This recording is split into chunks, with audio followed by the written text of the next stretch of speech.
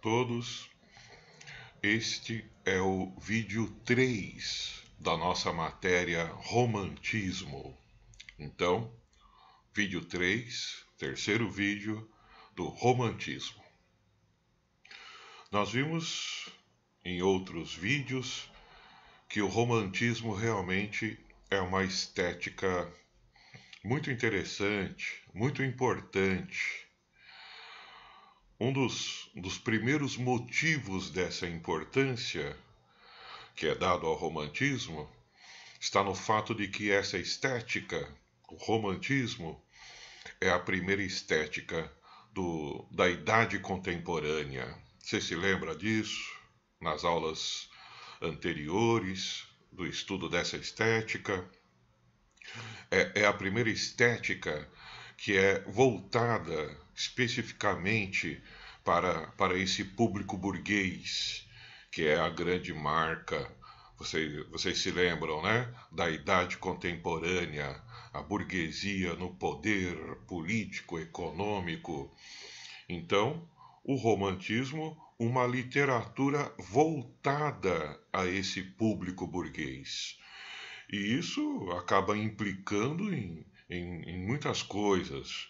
Por exemplo, o romantismo é uma estética complexa, diferente das estéticas anteriores, que tinham características mais diretas, mais unitárias.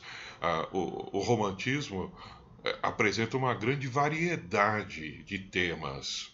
No entanto, há um fator que une essa variedade temática, que é o sentimento. O romantismo é uma estética sentimental. E eu diria mais, o exagero sentimental é a grande marca da estética romântica.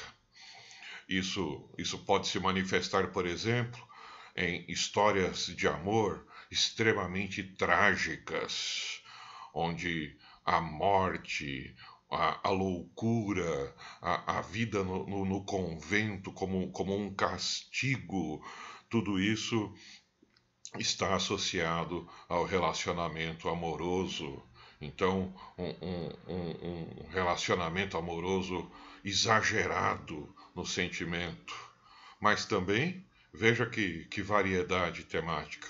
Esse sentimento pode estar voltado, por exemplo, para o nacionalismo, para o heroísmo, e aí, dependendo do país, né, onde o romantismo está ali vigorando, é esse país que vai ser exaltado, heróis desse país, o passado, a história desse país idealizada, pois, além dessas possibilidades, o romantismo ainda pode caminhar para uma fuga total da realidade, para um mundo sobrenatural, de terror às vezes, a evasão, a fuga da realidade, também um aspecto sentimental, e tudo isso associado ao romantismo.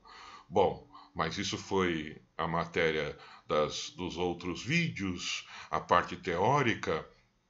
Hoje vamos focar um pouco mais nas obras, nos textos, nos autores, e eu queria então afirmar que esse vídeo ele tem como tema o romantismo em Portugal.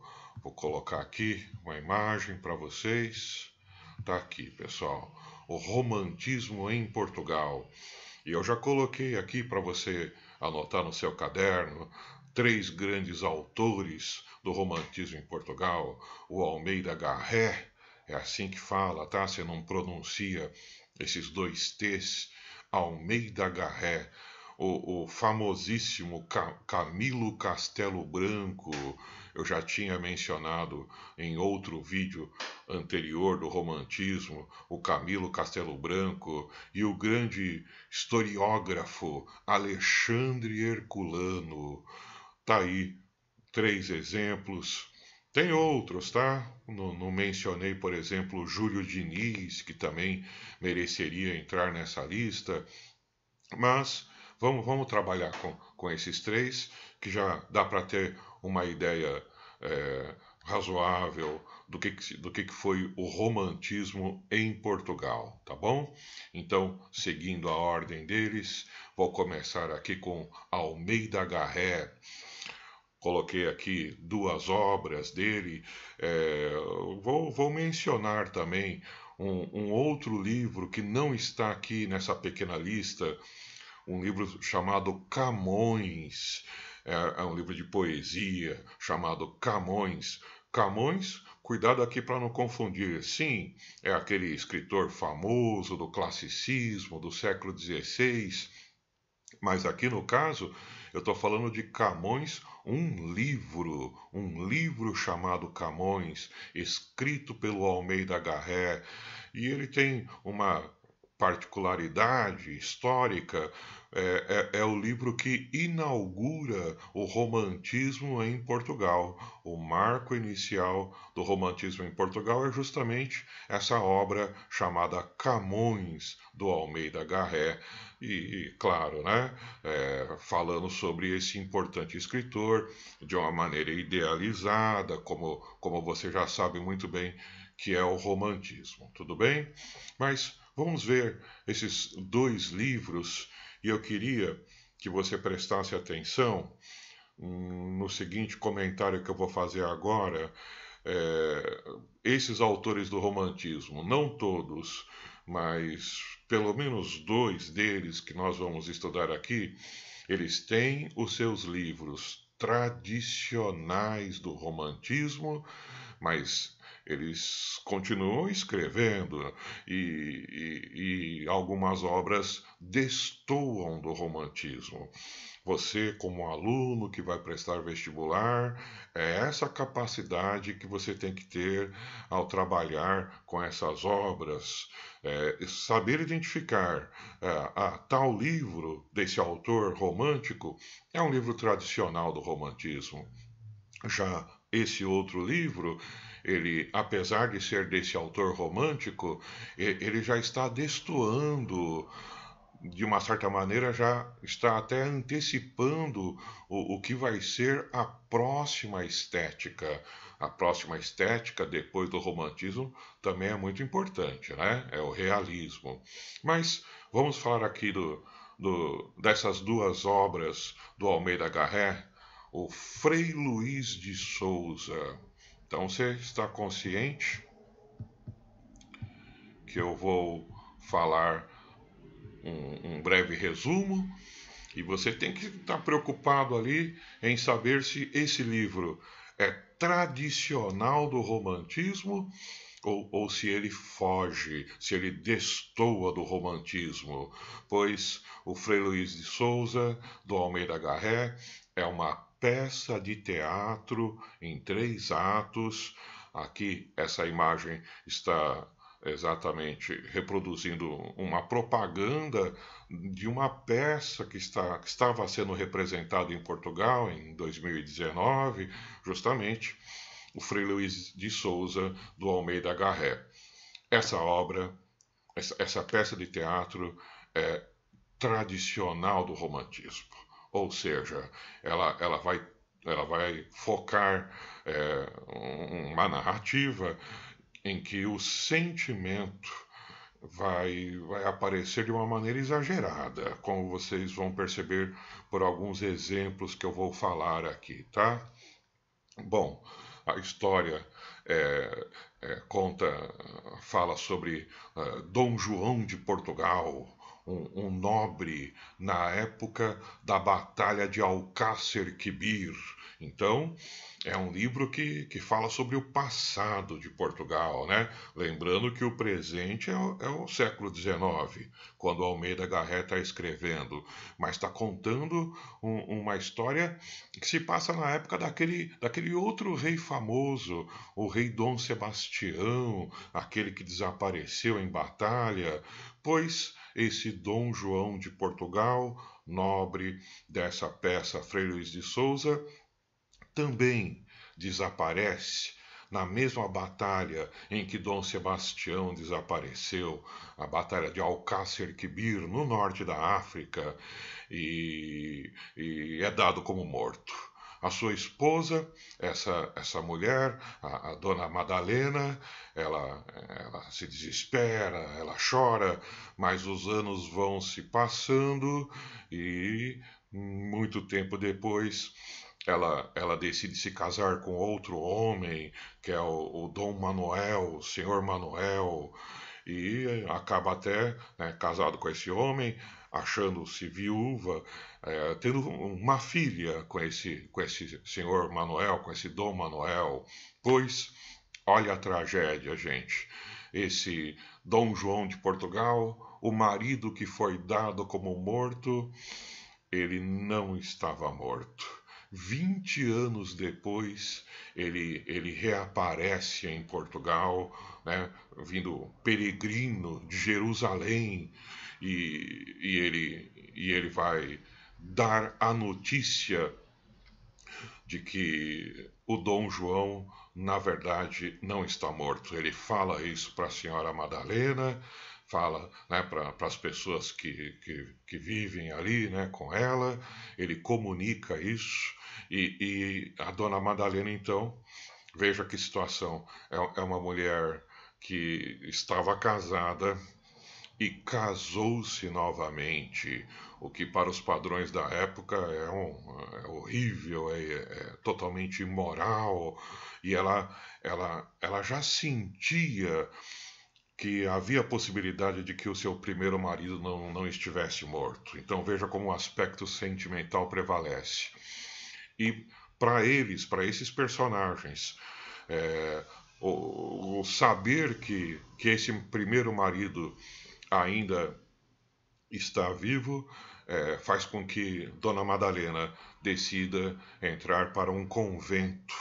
E o senhor Manuel, esse marido, ele também, né, entra para o convento. Por sinal, esse senhor Manuel, ele vai mudar o nome e vai chamar-se Frei Luís de Souza, que é o título da peça, tá? Uma outra curiosidade, aquele peregrino vindo de Jerusalém, que veio trazer a notícia de que Dom João de Portugal ainda estava vivo, pois esse peregrino barbudo ninguém reconheceu, mas era o próprio Dom João de Portugal, que não revela a sua identidade, né? Só revela que o Dom João está vivo, mas ele não revela que ele é o próprio Dom João, tá? Agora, a cena mais exagerada, com certeza, do livro é o momento em que Dona Madalena vai então se ordenar freira, né, num convento, numa igreja. Lembra que eu falei que ela tinha tido uma filha com esse senhor Manuel, né? Pois essa filha, já adulta, quando ela vai entrar na igreja, um raio cai na cabeça dela.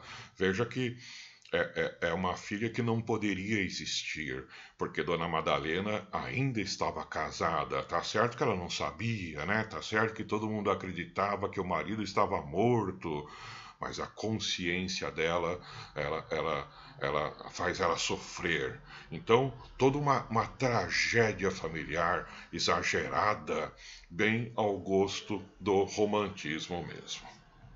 Muito bem. Agora, olha esse outro livro, também do mesmo autor, Almeida Garré. Você se lembra que eu falei para você prestar atenção quando o livro é tradicional do romantismo e quando ele foge, quando ele destoa, não é isso? Pois aqui, Viagens na Minha Terra é um ótimo exemplo de Almeida Garré já destoando do romantismo, fugindo um pouco do romantismo. E por quê, pessoal? Porque há aqui um estilo um pouco mais coloquial, o que não é muito comum no romantismo. Há até um bom grau de ironia, humor. Então veja que não é aquele heroísmo trágico, amor do romantismo tradicional, tá? Basicamente, qual que é a história? O título já diz muita coisa.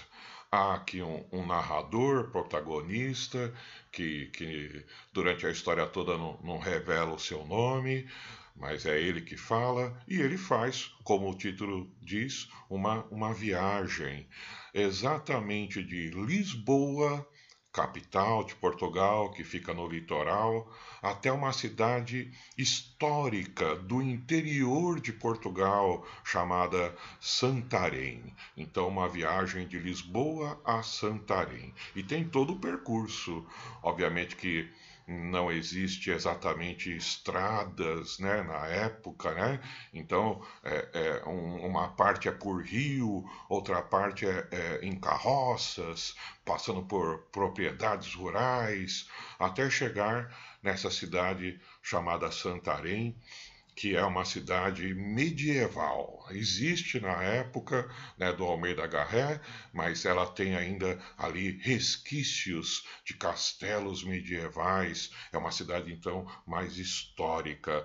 Já naquela época, no século XIX, eles consideravam Santarém histórica.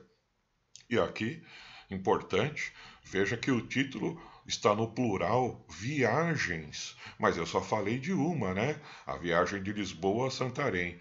É porque essas viagens do título acabam ganhando uma conotação um pouco mais ampla devido à grande quantidade de digressões. Digressão, você se lembra o que é uma digressão? Quando o narrador ele para de contar a história e começa a fazer alguma reflexão, alguma análise que está um pouco ligado à história, mas não necessariamente totalmente ligada, tá? As digressões são pensamentos, análises que o narrador vai fazendo no decorrer de sua obra. E isso acontece bastante no Viagens na Minha Terra. Então, não é simplesmente essa viagem física de Lisboa até Santarém, mas é uma viagem histórica, intelectual, em que o narrador ele procura entender a sua pátria, tá? A nação portuguesa. Não é à toa que ele fala na minha terra e não é à toa que ele fala viagens. Aqui, importantíssimo, nessa obra, a sua relação com a história de Portugal. Isso é uma das coisas principais nesse livro. O Almeida Garré, o seu narrador, né, protagonista, ele faz constantemente uma referência a um fato histórico que havia acontecido há pouco tempo, uma década, um pouquinho mais do que isso, em relação à publicação do livro. Trata-se da Revolução Liberal. É uma guerra civil importantíssima que aconteceu em Portugal no começo do século XIX, em que basicamente dois grupos rivalizaram. Havia ali os monarquistas, os mais tradicionais, portanto, e em oposição a eles, os liberais. Claro que influência do capitalismo e tudo mais. Essa rivalidade entre monarquistas e liberais aconteceu em vários locais do mundo, inclusive no Brasil, pois lá em Portugal essa rivalidade levou a uma guerra pela disputa ali do poder, né, pelo trono de Portugal, e os vitoriosos foram os liberais. Almeida Garré é um liberal, então obviamente a gente espera nesse livro uma crítica aos monarquistas e uma defesa dos liberais, o que realmente acontece. No entanto, Almeida Garré é muito crítico, e veja, isso já destoa, né, do romantismo tradicional. Ele também faz alguns comentários um pouco críticos no final do livro, ao liberalismo, tá? Representado na história por Carlos, que no final é um liberal, né? Um personagem que na história é liberal, mas que termina a história muito mais preocupado com o individualismo, né? Com a sua riqueza capitalista, um barão que não está muito preocupado com a nação, mas muito mais com o próprio enriquecimento. Então, Viagens na Minha Terra, um livro importantíssimo do romantismo do Almeida Garré, mas que, pelo tom de crítica, pela linguagem um pouco mais coloquial, principalmente pelo tom irônico em relação ao próprio país, a sua história, acaba destoando do romantismo, tá? É romântico, mas não é romântico tradicional. Ele destoa do romantismo. É isso que você tem que prestar atenção, tá bom? Muito bem. Falei aqui do Almeida Garré. Esse outro autor, o Camilo Castelo Branco, esse é o autor que faz mais sucesso em Portugal, no romantismo. Aqui no Brasil também ele foi muito lido. E tem aí essas duas obras, Amor de Perdição, eu já falei um pouquinho dela em um vídeo anterior do romantismo, tá? E para exemplificar, um outro livro, Coração, Cabeça e Estômago.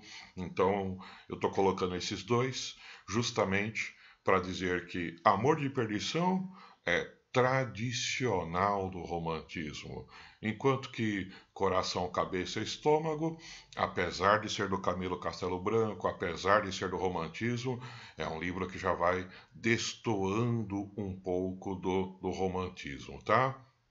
Isso que você, como aluno do vestibular, tem que ter consciência, tudo bem? Vamos aqui então a imagem aqui. Veja aqui o clássico romântico, o amor de perdição, já no título indica. Em um vídeo anterior eu falei que é um Romeu e Julieta português, tá? E é isso mesmo, não vou ficar aqui entrando em grandes detalhes. Um jovem casal que se apaixona à primeira vista, no entanto, é o Simão Botelho e a Teresa de Albuquerque, se quiser colocar aí os dois protagonistas, né? Simão Botelho e essa aqui da imagem é a Teresa de Albuquerque, um jovem casal que se apaixona à primeira vista e que é impedido de viver o seu relacionamento amoroso por causa da inimizade entre as famílias. Você está percebendo que é toda a cara de Romeu e Julieta, não é? Pois é isso mesmo. E mais uma coincidência, a tragédia no final. Esse casal vive intensamente esse amor, só que através de cartas, não é um relacionamento físico, não. É um relacionamento intenso, mas idealizado, através de cartas. E o final, os dois acabam morrendo e morrem de amor, tá? Morrer de amor. Hoje a gente pode dizer que o que aconteceu na verdade foi uma fortíssima depressão que esses dois viveram, né? Uma depressão que vai levar à morte. Mas ali no livro romântico, a afirmação é de que eles morreram de amor, bem ao estilo do romantismo mesmo, né? Muito bem. Já esse outro livro aqui, do mesmo autor, Camilo Castelo Branco, já vai por uma outra linha, tá?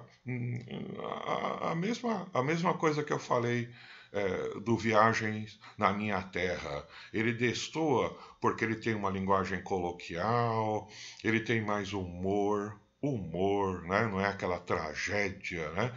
É mais humor, tem uma conotação de ironia e crítica, tá? Que também não é muito a característica do romantismo tradicional, tá bom? Basicamente, um protagonista que vai ali descrever a sua vida, principalmente as suas experiências amorosas, e que se resume aqui no título mesmo do livro. Inicialmente, ele age movido pelo coração, e aí há uma sequência de desilusões amorosas, e você pode ter certeza, aqui fica uma dica, tá? Não tem uma idealização do amor, não tem essa nobreza do amor. Muitas vezes ele é trocado por uma mulher que está mais interessada em dinheiro, né, de um outro pretendente, tá? Então ele é abandonado por causa disso, tudo bem? Depois de uma sequência de desilusões amorosas, ele tenta se arranjar com senhoras de famílias mais tradicionais, mais ricas, e é a parte da cabeça, né? Quando ele tenta ser racional ali, mas acaba também não dando certo, e termina ele voltando às suas origens, à sua família. Por isso ali o estômago da terceira parte, tá? Importante nesse livro, não é um livro tradicional do romantismo. Ele foge, né? Não tem as idealizações, tem ali muito mais uma ironia, uma crítica social muito forte, e se aproxima com certeza da próxima estética, o chamado realismo, né? Que seria aí uma matéria posterior. Tudo bem? Muito bem. Então, vimos aqui o Camilo Castelo Branco, e aqui, só para finalizar, Alexandre Herculano. Veja que eu coloquei um livro só, não é? Esse é o mais tradicional, historiador, historiógrafo, que mistura história e literatura do romantismo português, tá? O Alexandre Herculano. Essa história, deixa eu colocar aqui a imagem dela. Eurico o Presbítero, ela se passa na Idade Média. Então veja, esse romantismo nostálgico, histórico, onde obviamente existe o herói para que o público ali no século XIX faça a leitura e se sinta orgulhoso de saber de um antepassado tão heróico, tão forte, tão nobre que havia ali na sua pátria, né? Eurico é um homem que se apaixona. O nome da sua paixão é um pouco diferente, chama-se Ermengarda, e que não pode ficar com ela. O motivo, uma inimizade das famílias. Veja como é recorrente isso, né? E aí ele decide virar um padre, um religioso. Aí o título, né? Presbítero, tá? Então, aparentemente, mais uma daquelas histórias de amor sofrido, trágico, mas a história, na verdade, é uma história de guerra, porque em meio a tudo que está acontecendo na vida amorosa de Eurico, que decidiu virar padre porque não pode ficar com a sua amada, então é como se ele falasse: se eu não posso me casar com a Ermengarda, então eu não quero me casar com mais ninguém. E é por isso que ele vira um padre, um presbítero. E só que em meio a tudo isso, uma guerra medieval, as cruzadas, cavaleiros católicos portugueses lutando contra os mouros que haviam invadido ali, né, a Europa na sua região mais ao sul, né, Portugal teve invasão ali dos mouros, e essa grande batalha, então, e aí aparece esse herói, né, o Eurico o Presbítero, disfarçado, porque a igreja não permitia que os seus membros guerreassem. Então, em meio às várias batalhas que aparecem na narrativa dessa obra, surge ali o Cavaleiro Negro, porque ele tem a sua armadura negra, o cavalo também, né, negro. Aqui na foto não aparece isso. E ele, toda vez que aparece, ele mata uma quantidade, eu diria, absurda, né, de inimigos, tá? É o grande herói, é o livro para o português se sentir orgulhoso do passado, do herói do passado. Então tá aí Alexandre Herculano, um autor bem tradicional do romantismo em Portugal. Tudo bem, pessoal? Então, essa aula termina aqui, o vídeo 3, então, romantismo em Portugal, ok?